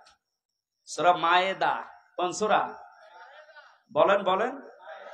মায়েদা মানে দস্তরখানা। মায়েদা মানে কি? 120টা আয়াত আছে, 16টা রুকু আছে। আমরা মাত্র একটা আয়াত 27 নম্বর আয়াতের 1 ভাগ পড়েছি 4 ভাগের। আপনি দেখেন এর ভেতরে কত কথা লুকিয়ে আছে। যদি 1-1.5 ঘন্টা আমি এভাবে বলি, দেখবেন 1-1.5 ঘন্টায় কিছুই হবে না, মনে হচ্ছে শুরু হচ্ছে। একটা আয়াতের 4 ভাগের 1 ভাগে যদি এত কথা আল্লাহ লুকিয়ে রাখে, পুরা কোরআনে কত আয়াত আছে, কত কথা আছে, এইটা কিয়ামত পর্যন্ত হায়াত বেলা আপনি শেষ করতে পারবেন না। আর তার কাছে মানুষ আসতে চায় না। নামকরণ যেহেতু বললাম, এই জন্য একটু কথা 2-1 মিনিট বলছি। মায়েদা মানে দস্তরখানা। তামাম পৃথিবী আল্লাহ আমাদের জন্য দস্তরখানা হিসাবে বানিয়ে দিয়েছেন। নবীজি আয়াতের ব্যাখ্যা করতে গিয়ে আমি ফি জিলালিল কোরআনে পেয়েছি, বিশ্বনবী মুহাম্মদুর রাসূলুল্লাহ সাল্লাল্লাহু আলাইহি ওয়াসাল্লাম বলেন, কেউ যদি দস্তরখানা বিছিয়ে খাবার খায়, পড়ে যাওয়া খাবারগুলো যদি কেউ খেতে পারে দস্তরখানায়, তাহলে তার জান্নাতের হুরের মহরানা আদায় হয়ে যায়।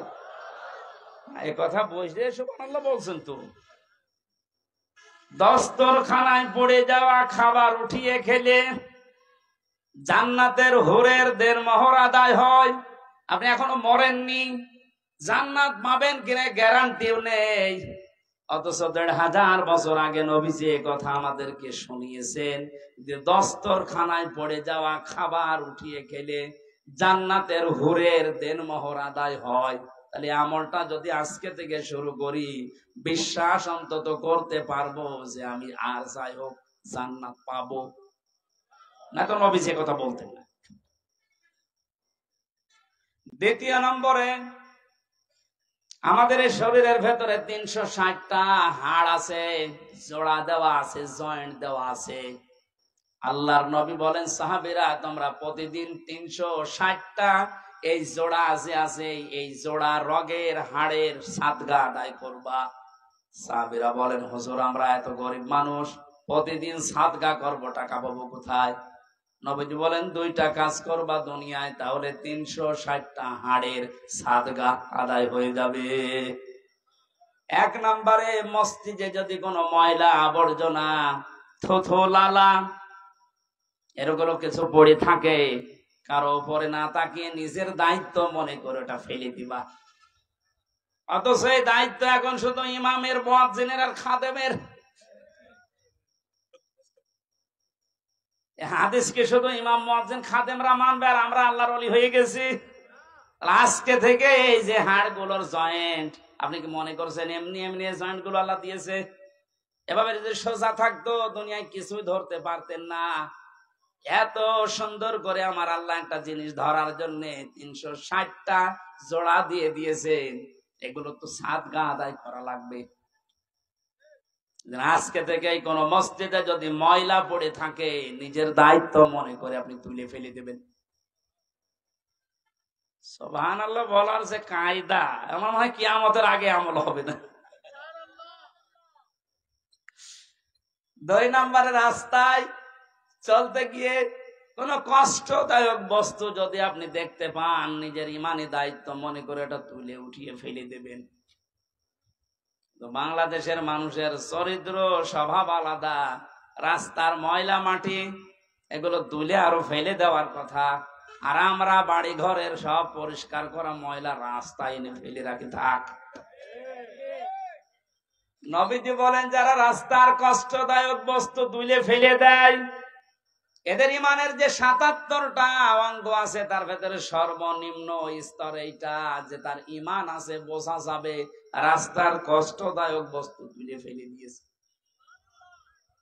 আর আমরা আরো যদি রাস্তায় কষ্ট দেওয়ার জন্য ময়লা মাটি এনে ফেলে রাখি, আমাদের ইমান আছে আমরা কোন চিহ্ন দিয়ে বোঝাবো? এখন যদি বলেন আমার দাঁড়িয়ে আছে, আরে ভাই রবীন্দ্রনাথ ঠাকুরেরও দাঁড়িয়ে ছিল, আমার জুব্বা আছে, আবু সাহেলের জুব্বা ছিল না। আপনি মনে মনে করেন আমি ইমানদার, আমি মসজিদের দিনাজপুরের সভাপতি, আর আবু জাহেল ছিল কাবা ঘরের সভাপতি।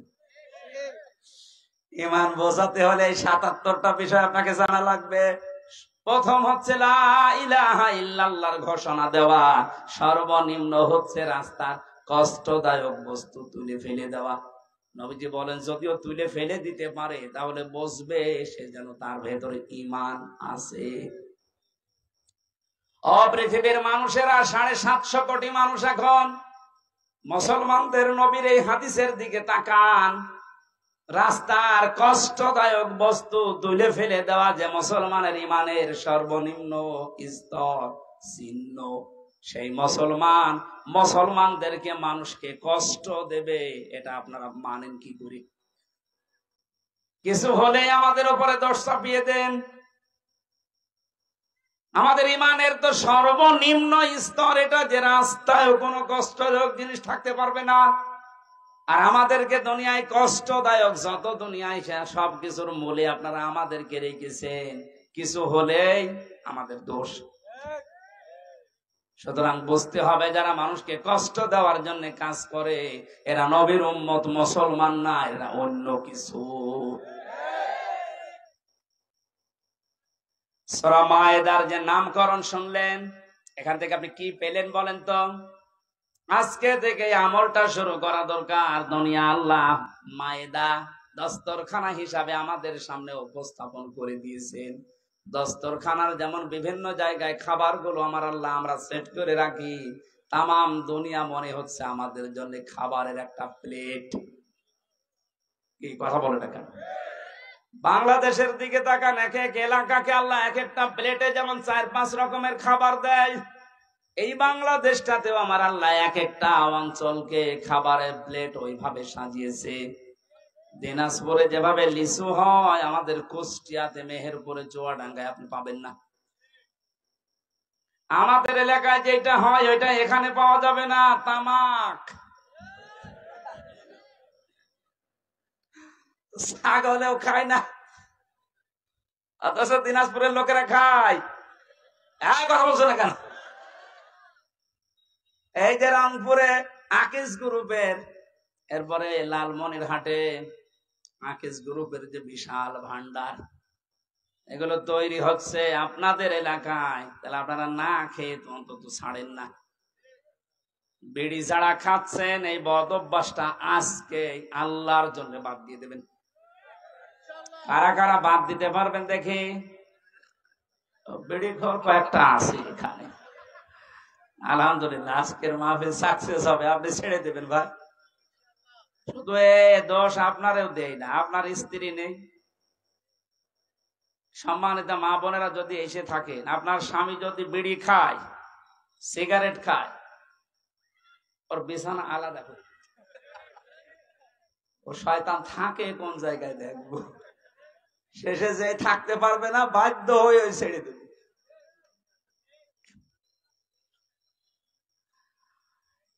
এবার আল্লাহ পাক আমাদেরকে যেটা শুনিয়েছেন কান খাড়া করে শোনেন। ওয়াতুলু আলাইহিম নাবা আবনাই আদম বিল হক। হে নবী, আপনার উম্মতদেরকে এই দিনাজপুরে যারা উম্মত দাবি করছে তাদের সামনে আপনি আদম নবীর 2 সন্তানের কোরবানির যে কাহিনী এটা তেলাওয়াত করে শোনান। আমার এখানে প্রশ্ন আছে, এই আমরা বাতাস দিচ্ছিল কে আছে এখানে? এবারে আপনারা জিজ্ঞাসা করবো, এই যে প্রথম শব্দ আমার আল্লাহ দিলেন আব্দুল্লাহ, আপনি তেলাওয়াত করেন আলাইহিম তাদের নিকটে, নাবা আবনাই আদম বিল হক, হযরতে আদম নবীর 2 সন্তানের যে কোরবানির কাহিনী এটা আপনি এদেরকে তেলাওয়াত করে শোনান। কিভাবে শোনাবেন? বিল হক, সঠিকভাবে, যথাযথভাবে, সত্য যেটা ওইভাবে। এখন আমাদের প্রশ্ন আসে, আমরা 1500 বছর আগে না, এই পৃথিবী তৈরি হওয়ার পরে এই ঘটনা, হাজার হাজার বছর পরে এই ঘটনা শুনে আমরা করব কি? নাকি আমাদের এখানে কি করণীয় আছে? আল্লাহ 12টা জিনিসের পরে দিয়েছেন, আমরা দেখি। প্রথম নাম্বারে তেলাওয়াত। কি শব্দ দিয়েছেন? আরো জোরে বলেন। আমি যদি এনাকে মুরব্বীকে বলি তেলাওয়াত করেছেন আজকে, উনি বলবে হ্যাঁ। কি পড়েছে তেলাওয়াতে? হয়তো আলাম তারা কাইফা ফাআলা রাব্বুকা বিআসহাবিল ফিল আলাম ইয়াজআল কায়দাহুম ফি তাদলিল ওয়া আরসালা আলাইহিম তায়রান আবাবিল। তেলাওয়াত হয়েছে না? কথা বুঝতেছেন? আল্লাহর প্রথম শব্দ ওয়াতলু, আপনি তেলাওয়াত করে শোনান আপনার উম্মতদেরকে।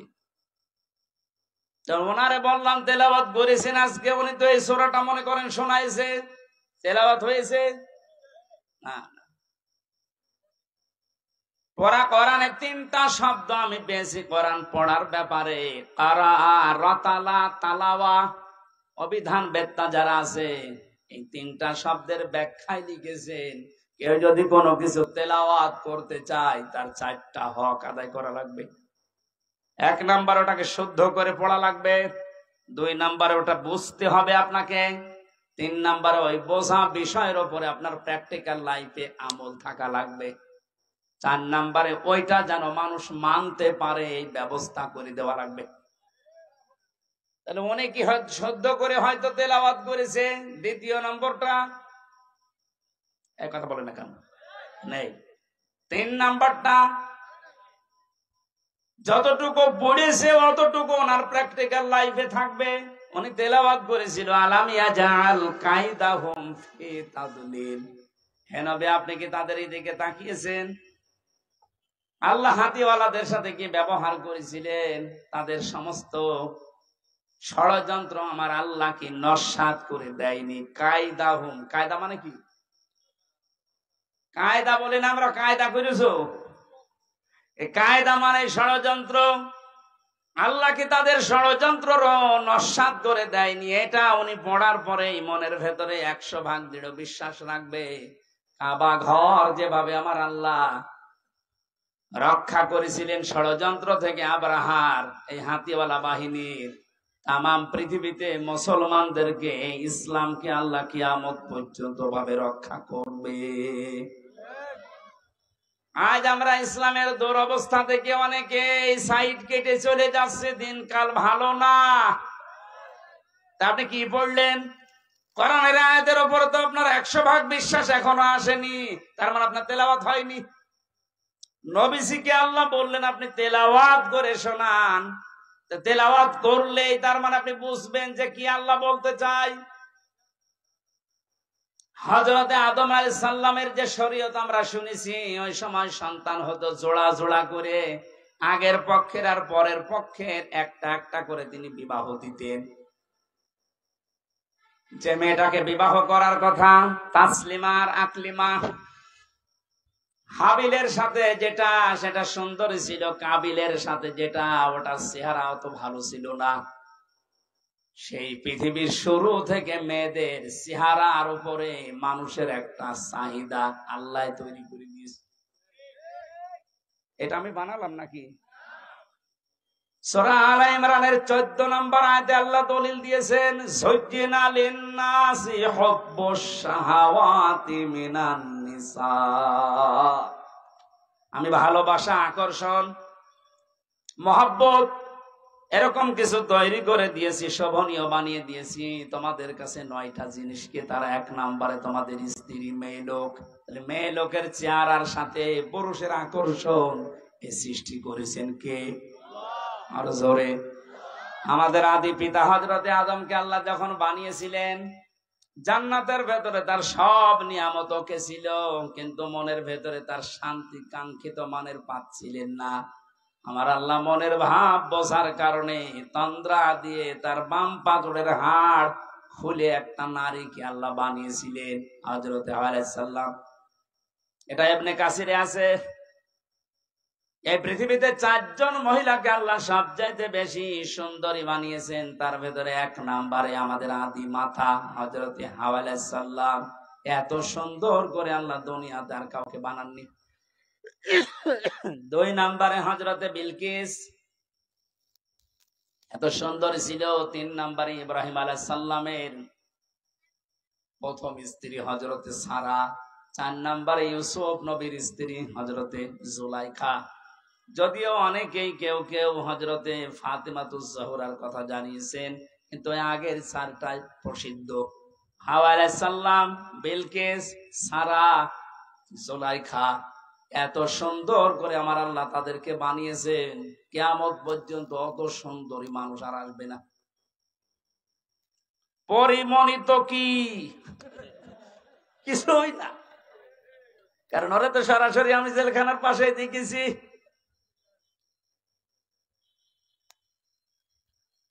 হযরতে হাওয়াকে এত সুন্দর করে আল্লাহ বানিয়েছেন। আদম নবী তন্দ্রা অবস্থায় ছিলেন, ঘুম থেকে উঠেই দেখলেন বাম পাশে কি গো, তিনি ধরতে যাচ্ছিলেন আর তাকিয়েছেন। আল্লাহ পাক আদেশ দিলেন তাকানো যাবে না, ধরাও যাবে না। হযরতে আদম নবী আলাইহিস সালাম বলে, আল্লাহ তাকানো যাবে, ধরা যাবে, কি করলে আপনি সেই কায়দা বলেন। আল্লাহ রাব্বুল আলামিন বলেন, আল্লাহ পাক বলেন তাকানো যাবে, ধরাও যাবে, একটা কাজ করা লাগবে, বিয়ে করা লাগবে।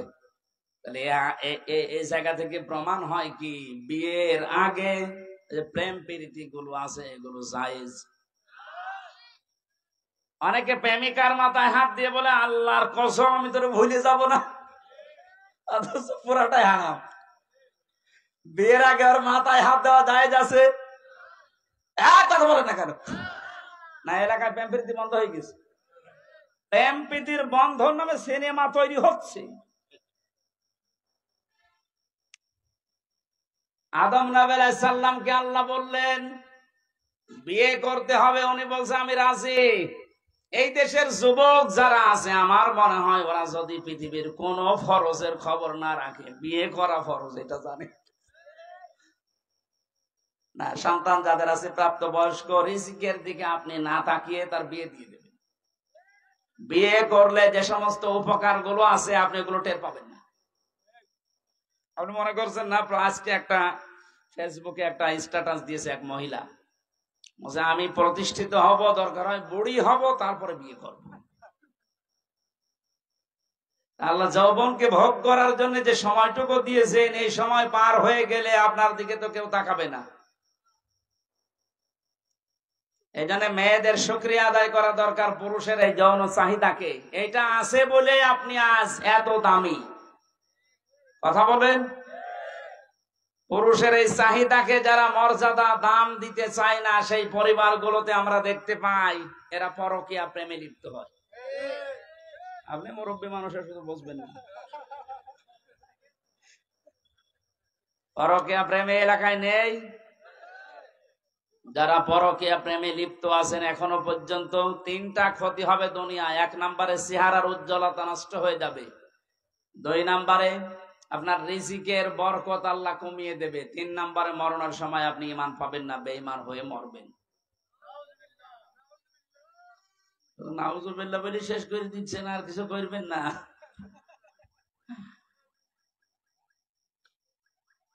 হযরতে আদম বলছে, আল্লাহ আমি রাজি আছি বিয়ে করতে, তুমি ব্যবস্থা করো। বলে বিয়ে করতে হলে দেনমোহর দেওয়া লাগবে। কোথায় পাবো? কিচ্ছু নেই আমার কাছে। আল্লাহ পাক ওই দিন বলেছিলেন, আমার নবী মুহাম্মদুর রাসূলুল্লাহর নামে 10 বার দরুদ পড়ো, ওইটাই দেনমোহর হয়ে যাবে।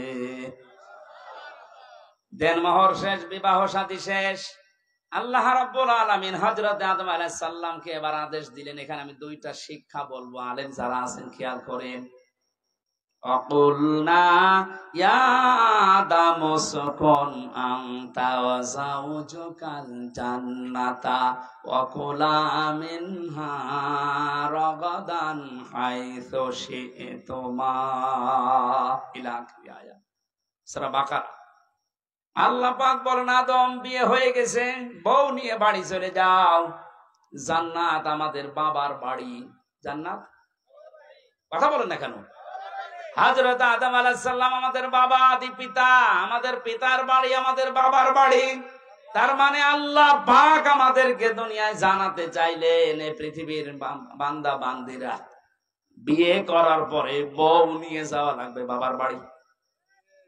অথচ কত আল্লাহর ওলি এখানে বসে আছে, ঘর জামাই থাকে। আরে বিয়ে করে বউ বাবার বাড়ি নিয়ে যাওয়ার নিয়ম, আর আপনি সহ থেকে যাচ্ছেন। ঘর জামাই আছেন কারা? হাত তোলেন তো দেখি। একজন নেই। দিনাজপুরে এখনো ভালো আছে। আয়াতের 2 নম্বর কথা ছিল, খেয়াল করেন, কোরআনের প্রতিটা শব্দ শিক্ষামূলক। আল্লাহ বলতেন জান্নাতে যাও, তোমার স্ত্রীকে নিয়ে তোমার বাড়িতে চলে যাও। আনতা ওয়া যাওজুকাল জান্নাতা ওয়া কুলা, এই এক আলিফ টান আছে, ওয়া কুলা। আল্লাহ দ্বিবচন দিলেন কেন? আল্লাহ পাক আনতা ওয়া কুলা দিতে পারতেন না? তুমি তোমার বাড়িতে যে নিজে আগে খাবা মরণের খাওয়া, এরপরে বউকে খাওয়াবা না। আল্লাহ একবারে কোলা দিয়েছেন, আংতা দেয়নি। আল্লাহ বলেন যে পরিমাণের খাবার, যে মানের খাবার, যেরকম দামি খাবার তুমি খাবে, ওই মানের খাবার স্ত্রীকে খাওয়ানো লাগবে। আজ নারী পক্ষ, নারী স্বাধীনতা আন্দোলন, নারী বিপ্লব পরিষদ, নারী জোট, 13টা সংগঠনে দেশে মেয়েদের অধিকার আন্দোলনে কাজ করছে। অথচ মেয়েদের সবচাইতে বড় অধিকার আমার আল্লাহ দুনিয়া তৈরি হওয়ার পরে আদম আলাইহিস সালামকে, হাওয়া আলাইহিস সালামকে দিয়ে দিয়েছে। কেন? তিনি জান্নাতের ভেতরে বলতে পারতেন না, আদম তোমার বাড়ি যেহেতু মরণের খাওয়া খাও, স্ত্রীকে যতটুকু পারো দাও, না পারো না দাও, বলতে পারতেন না? অথবা নিচের খাওয়ার পরে তারপরে বাঁচলে তাকে দেবে, তারপরে আংতা শব্দ দিয়ে পরবর্তীতে স্ত্রীর নাম দিতেন সাউজুন। কই আল্লাহ তো একবারে কোলা দিলেন। ও তামাম পৃথিবীর নাস্তিক, মুরতাদ, বেঈমান, উল্টা পাল্টা নারীদেরকে বসিয়ে ইসলাম বিদ্বেষী যারা বানাতে চান, আল্লাহ পাক মেয়েদেরকে যে অধিকার দিয়েছে কিয়ামত পর্যন্ত আপনি দিতে পারবেন না। সুতরাং মেয়েরা ওদের কথা শুনে রাস্তাঘাটে নেমে মিছিল করা বন্ধ করেন। ওরা আপনাদেরকে ভোগের বস্তু বানাতে চায়, আর আল্লাহ পাক আপনাকে এই পৃথিবীর ময়দানে দামি বস্তু বানাতে চায়। তাহলে আমাদের উচিত হচ্ছে, আদম আলাইহিস সালাম আমাদের জাতির পিতা, জান্নাতে যাবার পরে আল্লাহ বললেন সাবধান, নিজে খাবে, স্ত্রীকেও খাওয়াবে, ওই মানের পোশাক, ওই মানের খাবার। হাইসো সে তোমা, এইদিকে তাকান, হাইসো সে তোমা, যেখানে ইচ্ছা যাবে, যা ইচ্ছা খাবে। তাহলে আয়াত দিয়ে প্রমাণ হয় স্ত্রীকে সাথে নিয়ে বেড়াতে যাওয়া, ঘুরতে যাওয়া, বিভিন্ন জায়গায় যাওয়া জায়েজ আছে। হ্যাঁ, জায়েজ আছে বলে আল্লাহ শেষ করে দেয়নি। ওয়ালা তাকরাবা, সাবধান, নিকটে যাবা না। হাদিহি শাজারা, এই গাছের নিকটে। কোন গাছ? না, এখানে অনেকে এই গন্ধম গাছ মনে করে। আরে ভাই, শুধুমাত্র গন্ধম গাছের কথা যদি আল্লাহর উদ্দেশ্য থাকতো, এই আয়াত কোরআনে নাযিল করে আমাদেরকে শোনাবে কোন কারণে এখন গন্ধম গাছ আছে? তার মানে হাদিহি শাজারাতা, এটা দিয়ে আল্লাহ আরো উদ্দেশ্য আছে। যদিও গন্ধম গাছ, এর ভেতরে কয়েকটা অর্থ আমি পেয়েছি তাফসিরে, হাক্কানির ভেতরে পাবেন। এক নম্বরে মুফাসসিরিন ইকরাম লিখেছেন, আল্লাহ পাক জানিয়েছেন আদম শুধু তোমার জন্য না, কিয়ামত পর্যন্ত তোমার সন্তানাদি দুনিয়ায় যারা যাবে, এই মানুষগুলো যেন আল্লাহর নিষিদ্ধ কোনো বর্ডার পার না হয়। স্ত্রীকে নিয়ে খাবে, ঘুরবে, বিভিন্ন অনুষ্ঠানে যাবে, কিন্তু যে অনুষ্ঠানে গেলে আল্লাহর বর্ডার ক্রস হয়ে যায়, যেখানে গেলে আল্লাহর বিধান পালন করা যায় না, ওই রকম অনুষ্ঠানে বউ নিয়ে যাওয়া যাবে না। আপনি বিবাহ অনুষ্ঠানে যান, আমি নিষেধ করছি না, এমন বিয়ে অনুষ্ঠানে বউ নিয়ে, মেয়ে নিয়ে, বেটার বউ নিয়ে যাওয়া যাবে না, যেখানে গেলে নিজে আল্লাহর বিধান মানা যায় না, তারাও মানতে পারে না। এরকম বিয়ে দেশে নেই। কথা বলে না। এখন যদি বলেন আত্মীয়তা থাকে না, না থাক, আগে আল্লাহর বিধান, তারপরে আপনার আত্মীয়।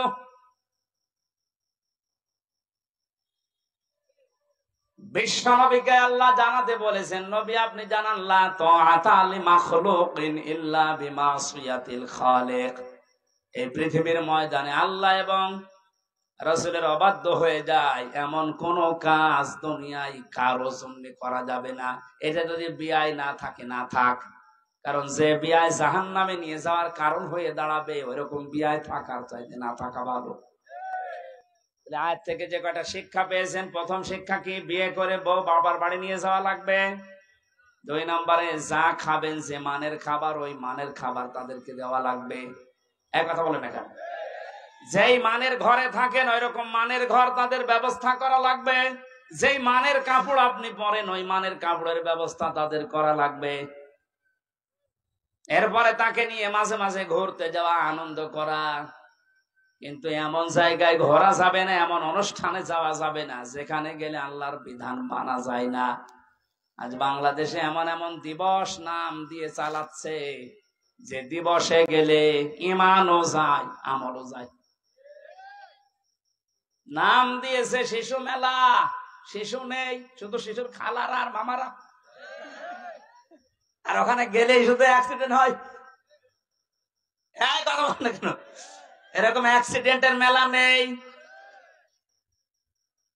নাম দিয়ে শিশু মেলা। শিশু খুঁজে পাওয়া যাচ্ছে না, খালি শিশু খালারা আর মামারা।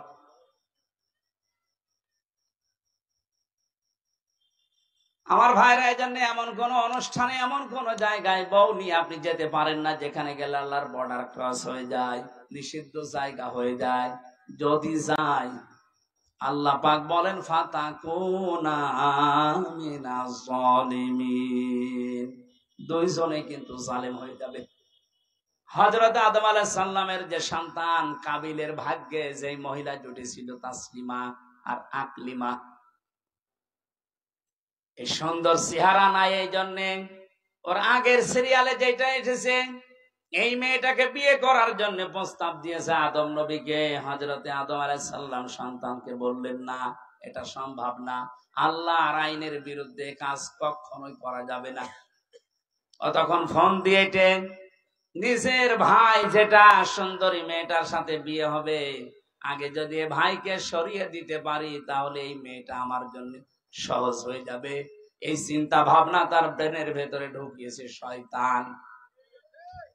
আল্লাহ পাক বলেন, ইযি ক্বাররাবা কুরবানান ফাতুকবিলা মিন আহাদিহিমা ওয়া লাম ইউতাকাব্বাল মিনাল আখার। হযরতে আদম আলাইহিস সালামের এই দুই সন্তান কোরবানি করেছিল আদম নবীর কথা মতো, যে চাটিয়াল ময়দানে পশু জবাই করে রেখে আসো, আকাশ থেকে আগুনের ঝলক এসে পুড়িয়ে ফেলবে। ওই জামানার কোরবানি ছিল এইটা। কথা বুঝতেছে? হযরতে আদম নবীর ওই জামানার শরীয়ত ছিল এরকম, আপনি কোরবানি জবাই করে রেখে আসবেন চাটিয়াল ময়দানে, আকাশ থেকে আগুনের ঝলক এসে পুড়িয়ে ফেলবে, তাহলে বুঝবেন আপনার টাকা হালাল, ওইটা কবুল হয়েছে। আর যারটা পোড়াবে না, অভাবে থেকে যাবে, তার বুঝতে হবে টাকার ভেতরে 2 নাম্বারই আছে। আমার মনে হয় এই শরীয়ত যদি আজ বাংলাদেশে থাকতো, কত মানুষ যে ধরা খেত আল্লাহ ভালো জানে। এই জন্য যারা অবৈধ ইনকাম করে, যাদের টাকা পয়সা হালাল না, সুদের টাকা, ঘুষের টাকা, মানুষ ফাঁকি দেওয়া টাকা, জেনে শুনে তাদের সাথে কোরবানি করা জায়েজ নেই। যদি কেউ করে জেনে শুনে, তাহলে আপনার হালাল টাকার কোরবানি হবে না। নাকি মাসলা বলা ভুল হয়ে গেল? এই এলাকায় এসব আছে। আপনি কোরআনে যত জায়গায় কোরবানি শব্দটা পাবেন, দেখবেন তার আগে আল্লাহ নামাজের কথা দিয়েছেন, ওলে ইন্না সলাতি ওয়া নুসুকি।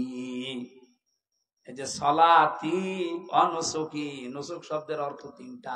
1 নম্বরে কোরবানি, 2 নম্বরে হজের ক্রিয়াকলাপ, 3 নম্বরে ইবাদত বন্দেগী।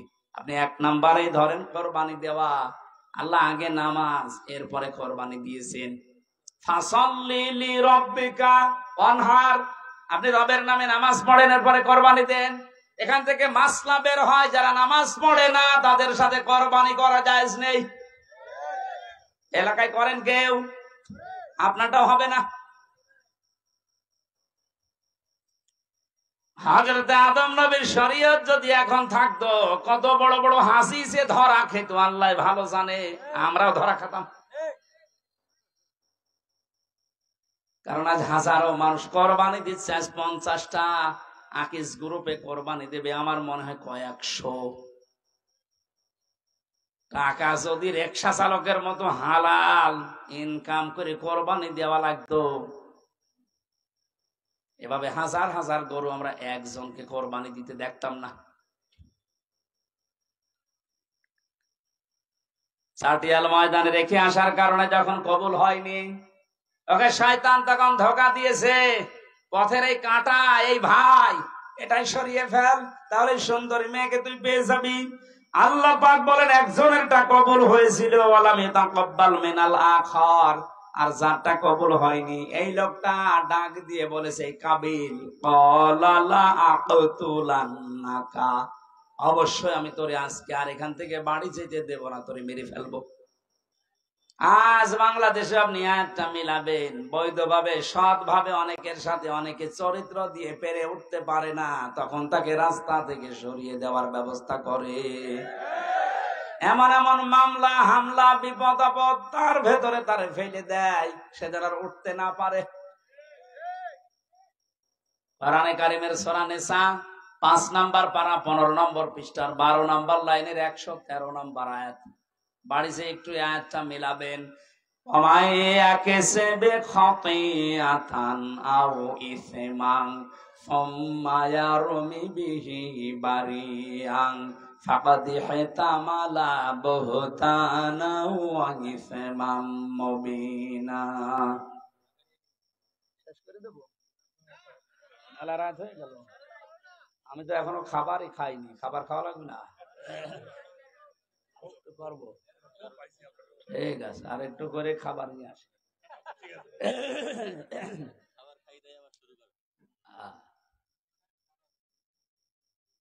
সূরা নিসার আয়াতের বর্ণনা বলছি।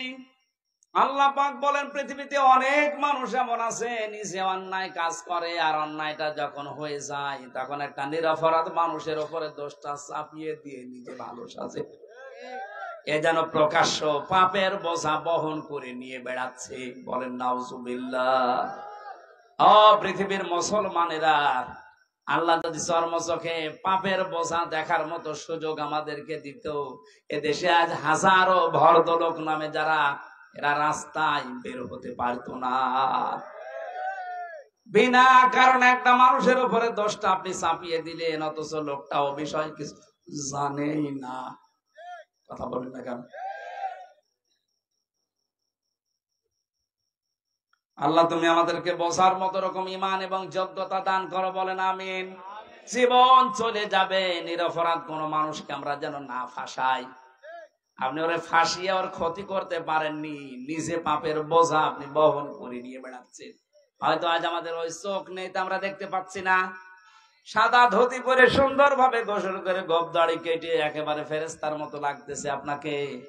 আপনি যে কাজ করে এসেছেন, এটা যদি সত্যি শরীরে লেখা থাকতো, আল্লাহ শুধু সাত্তার নামের ওসিলায় আপনার শরীরে এই গুনাহটা লিখে দেয়নি। উনি যদি সাত্তার নাম না নিত তাহলে আমরা যে যে অপরাধ করি ওইটা আমাদের শরীরের বিভিন্ন জায়গায় লেখা থাকতো, রাস্তায় বের হওয়া যেত।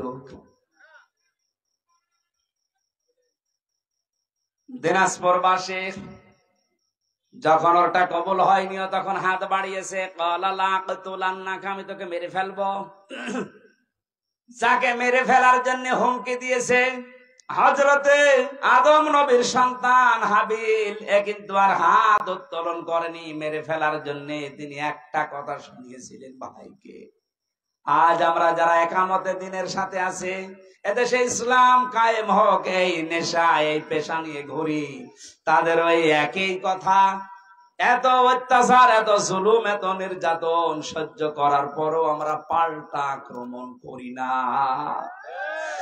আমরা আদম নবীর সন্তান হাবিলের মতো এই কথাই বলি, ক্বালা ইন্নামা ইয়াতাকাব্বালুল্লাহু মিনাল মুত্তাকিন।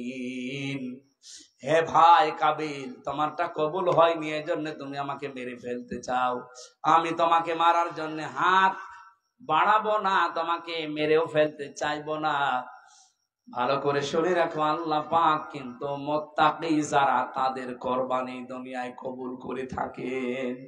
এই আয়াত দিয়ে প্রমাণ হয় সামনে কুরবানি কবুল হবে শুধু বাংলাদেশে তাদের, যে মানুষগুলো দুনিয়ায় মুত্তাকি। মুত্তাকি কি? আল্লাহকে ভয় করে, এই কথা আমরা সবাই জানি। মুত্তাকি না, পৃথিবীতে মুত্তাকি হওয়ার জন্য সবচাইতে সুন্দর যে সংজ্ঞাটা আমার ব্রেনে এসেছে, আমি দেখতে পেয়েছি, পৃথিবীতে যেখানে যার যেই দায়িত্ব, ওই দায়িত্বটা সঠিকভাবে পালন করার নাম হচ্ছে মুত্তাকি। এটা আজ বাংলাদেশের মানুষ যদি বুঝে ফেলতো, এদেশের কুরবানি সবারটা কবুল হয়ে যেত। যে যেখানে আসি ওই জায়গায় আমার দায়িত্ব কি আমি পালন করব, দুনিয়ায় একদিকে চলে গেলেও আমি পালন করব। এখানে আমি যখন বসি, এই চেয়ারটা আমার জন্য একটা আমানত। এটা কি কি হবে কি হবে না ওদিকে ভাবার সময় কোরআনপন্থী লোকদের থাকে না, কারণ আমি মুত্তাকি, আমার এই দায়িত্ব এই আমানত আমি পালন করবই। আজ 48,000-এর উপরে পীর এই দেশে, লক্ষ লক্ষ আলেমেরা, আজকে যদি এই দায়িত্বটা সত্যি পালন করতে পারতাম, আমার মনে হয় এই দেশে অবৈধ কাজ করার পরে মানুষের একটু অনুশোচনা হলেও আসতো। শুধু জুলুম করার কারণে যারা দায়িত্বে আছে ওরাই আল্লাহর দরবারে দাঁড়াবে মনে করছেন। এই দেশের হাজার হাজার আলেম, হাজার হাজার মসজিদের ইমাম, খতিব, বক্তা, এরা আল্লাহর দরবারে আসামির কাঠ গড়ায় দাঁড়ানো লাগবে। ধোঁকা